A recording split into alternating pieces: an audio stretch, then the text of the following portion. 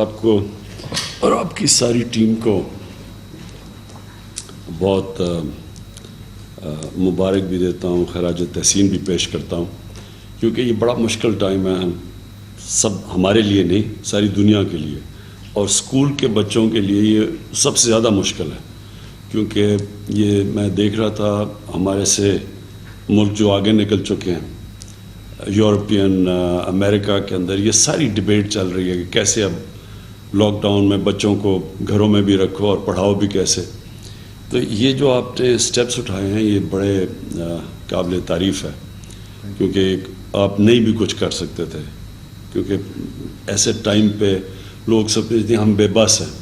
تو آپ نے جو انیشیٹو لیا یہ ڈسٹنس لرننگ کا اور یہ پھر استعمال کیے ماڈرن ٹولز، یہ انشاءاللہ اس کا اثر ہوگا ہماری ینگ جنریشن کے اوپر کہ ٹوٹلی ضائع ہے. تو مشکل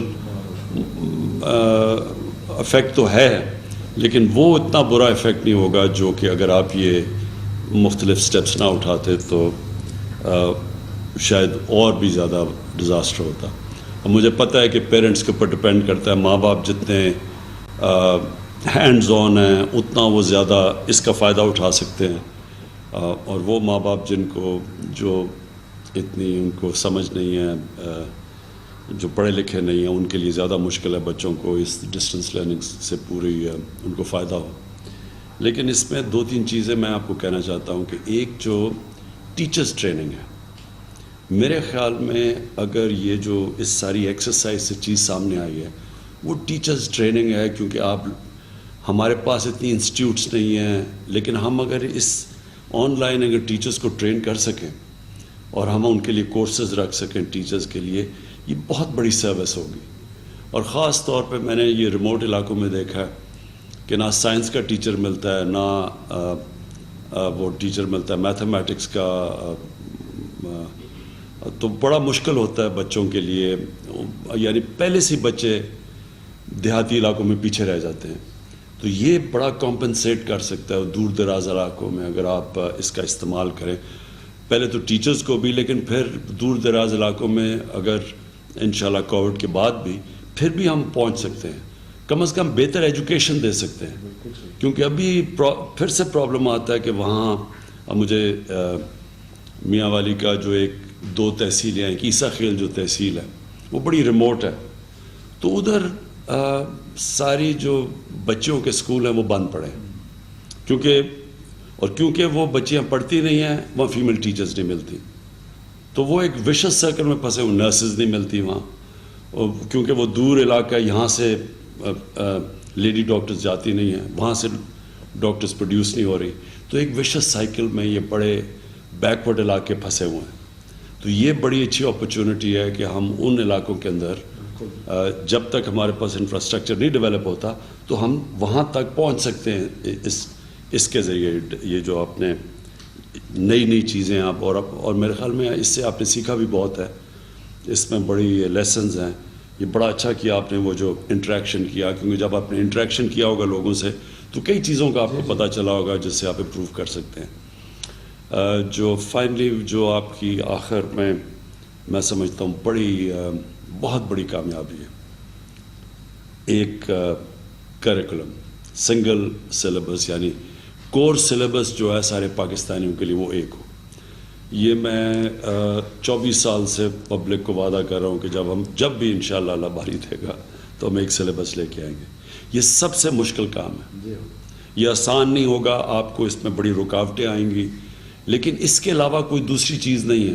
یہ کرنٹ جو سسٹم ہے، یہ جو ملک میں ڈویژنز پیدا کرتا ہے، اردو میڈیم، انگلش میڈیم، دینی مدرسے، یہ ملک کو یہ ہمیں ایک قوم نہیں بننے دیتا. صحیح بات ہے. آپ جن لوگ سب سے زیادہ پیسہ خرچ کرتے ہیں ان کو ڈی پاکستانائز کروا دیتے ہیں، یعنی پاکستانیت ان میں کم کر دیتے ہیں، ختم کر دیتے ہیں. یہ ہر جگہ جدھر کلونیل سسٹم آف ایجوکیشن تھا، جدھر میں وہ پڑھا تھا سنگاپور میں، وہاں چائنیز میڈیم، انگلش میڈیم، وہاں بھی پوری ایک ڈویژن آ گئی ایلیٹ کو، اور یہ ہر جگہ انڈیا کے اندر بھی انہوں نے کریپل کیا. تو یہ ایک سلیبس ایک قوم بنائے گا، اور اس کا جو کورس کورس سبجیکٹس ہیں وہ سب کو پڑھنے چاہیے. سو اس سے یہ ایک انقلاب ہے میرے لیے. اور انقلاب کے علاوہ جو ہم اپرچونٹیز نہیں دیتے اپنے نچلے طبقے کو اوپر آنے کے لیے, پوری ایک لمٹ ان کے پوٹینشیل پہ لمٹ پیدا کر دیتا ہے یہ جو ہمارا سسٹم ہے. تو نمبر 1 وہ. سیکنڈلی دینی مدرسوں کو مین اسٹریم کرنا, یہ بہت بڑی یہ انشاءاللہ یہ آگے آپ جا کے یہ بہت بڑی سروس ہے پاکستان میں. میں آپ کو ضرور پڑھنی چاہیے GW لیٹنر کی کتاب, وہ میں نے پڑھی, جو پہلا گورنمنٹ کالج کا پرنسپل تھا لائٹنر. اس نے جو پورا بتایا کہ کیسے انگریزوں نے ہمارا مسلمانوں کا ایجوکیشن سسٹم ختم کیا 1857 کے بعد. اور انگریزوں نے جب اس سے پہلے اس نے پنجاب کی لٹریسی ریٹ دکھائی تھی تقریباً 80% تھی.